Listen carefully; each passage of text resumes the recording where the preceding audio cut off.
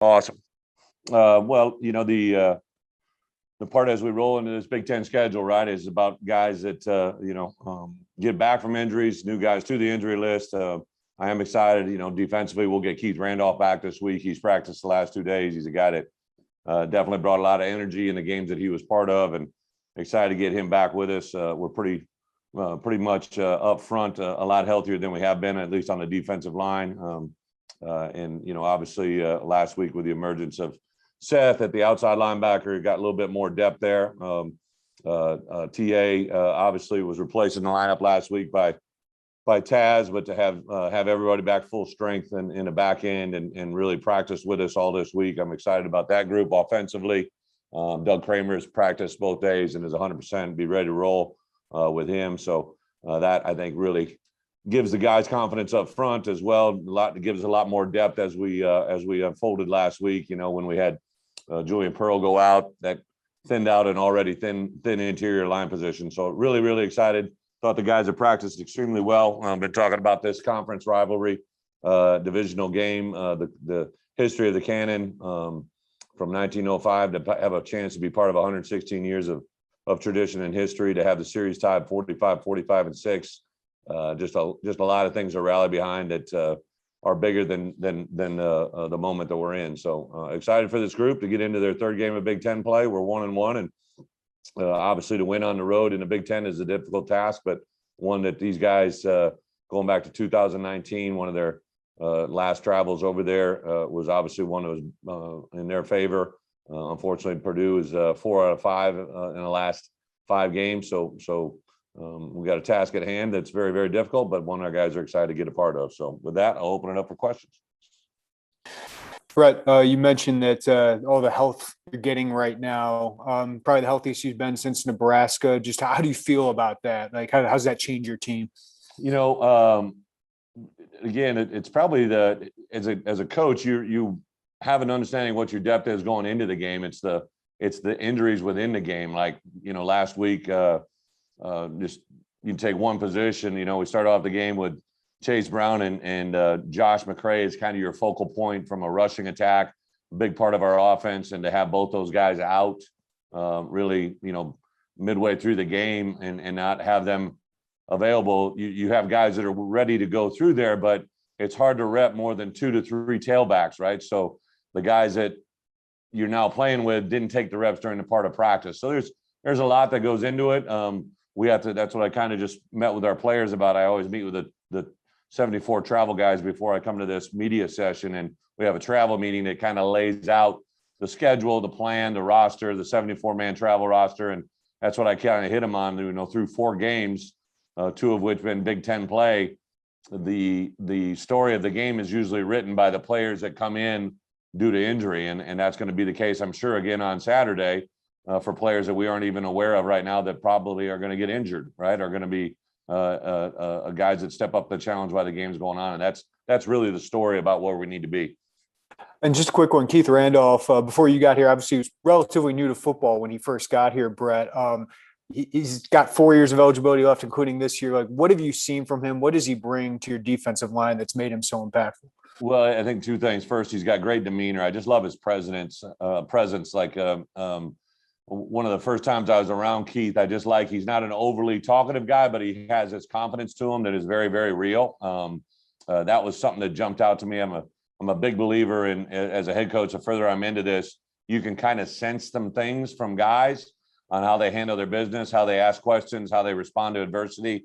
I loved his demeanor. On the field, he's big, he's athletic, he can run. I know he's had a basketball presence and awareness in the past. Met his parents this past fall at a camp, and just you could see where it came from. He represents all the things that I get excited about, and his upside is off the charts. Thanks, Bret. Yep. Coach, you have your second game on grass this week. Any different preparation when you're going for a game on grass? Yeah, Robert.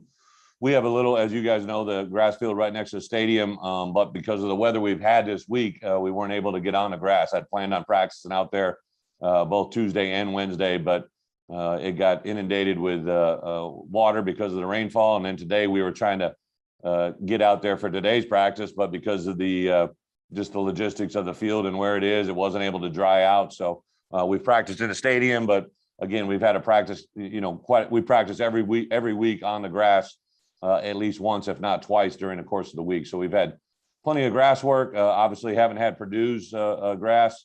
Our specialists always go over early, so they'll be a little bit ahead of us tomorrow so they can get a chance to go to the stadium and see the turf as it unfolds. But our team will, exercise as much as they can on the field before the game to make sure they got the right shoes, the right feel, and the right footing for the game itself.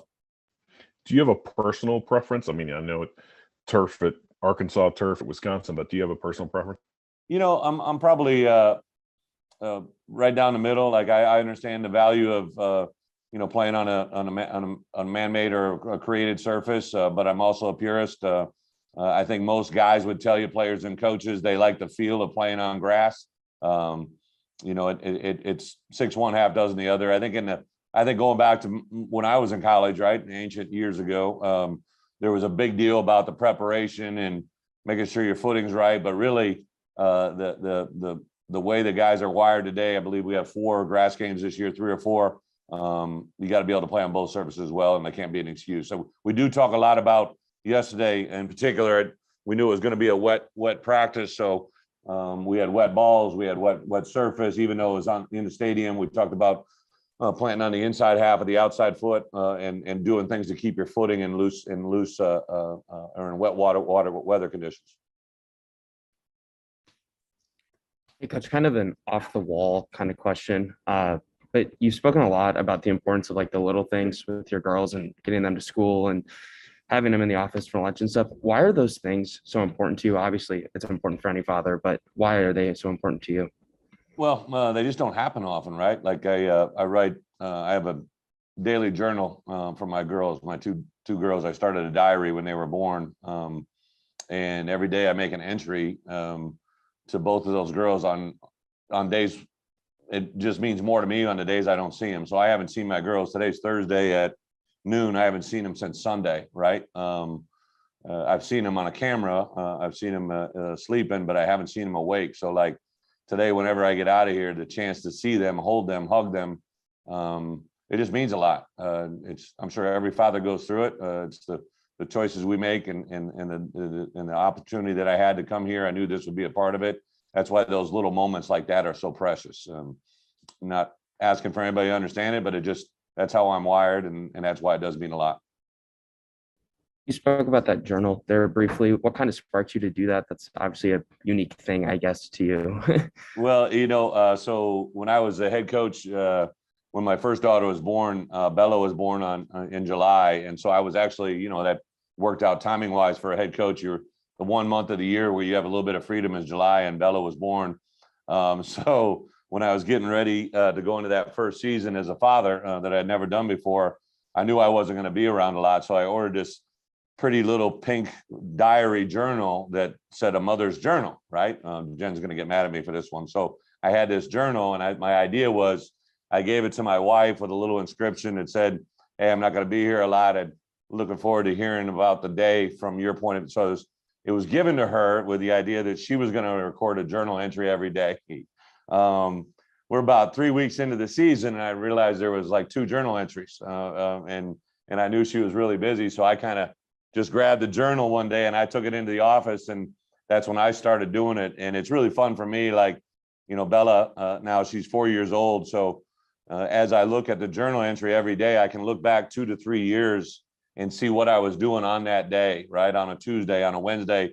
Today is obviously a Thursday, and the reflection I look back on, we had a Thursday night NFL football game, right? So like those little moments in time refresh my memory with them, but also just kind of a great way to look back overall. And so it's 1 to 5. My goal is to finish that diary and start a new one when they turn 6, and then I'd like to give them kind of 3 volumes on their 16th birthday is my hope and goal.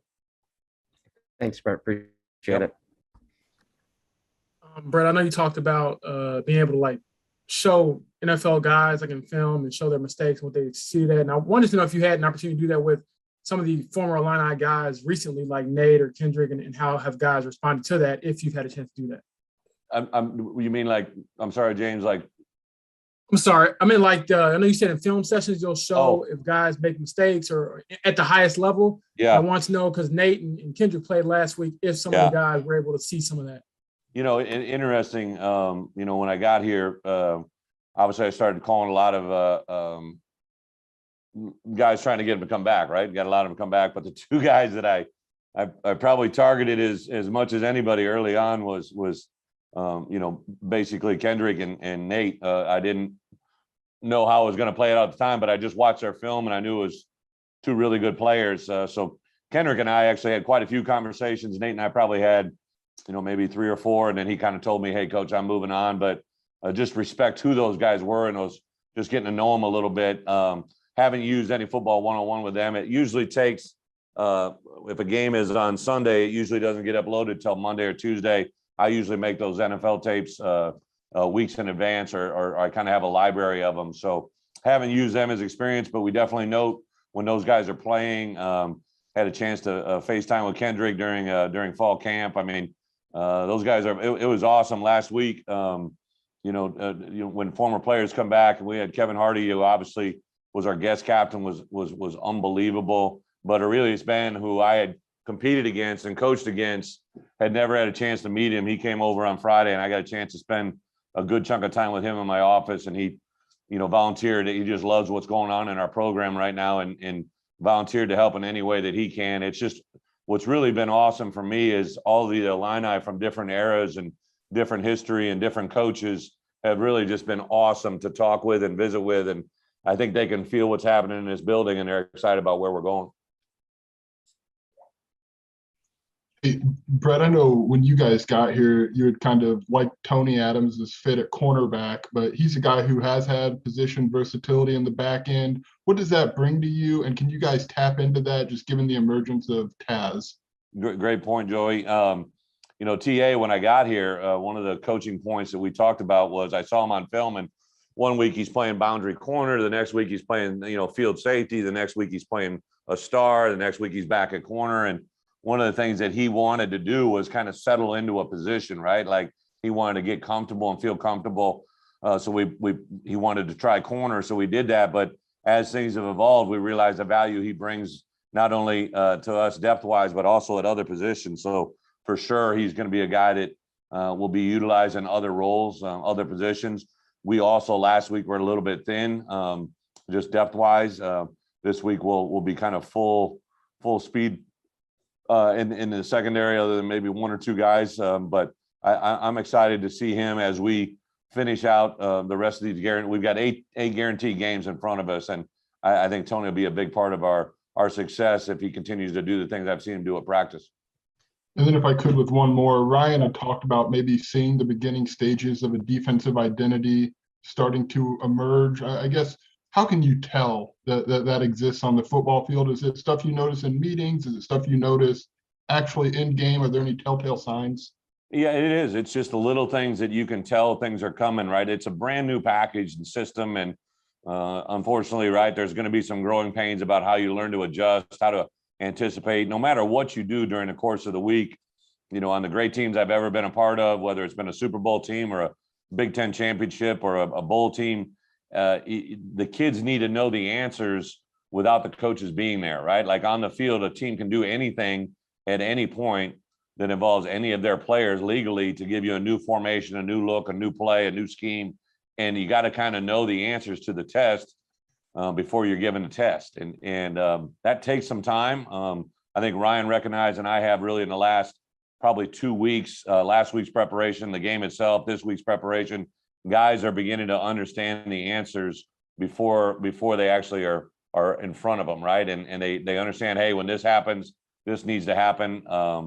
And we've been kind of rotating some guys through. Unfortunately, the injuries we have had have been at critical positions. So amongst our best players. So I like the way the guys have responded. Even just a simple thing, CJ Hart, who came in and really obviously made a huge impression. He's been able to come out and be around practice. And I think just seeing some of those guys and having the mojo of that, I think is a really positive thing in the right direction. Thanks a lot, Brett. Yep. All good? Thanks, Brett. Thank you, fellas. Travel safe. Thanks, Brett.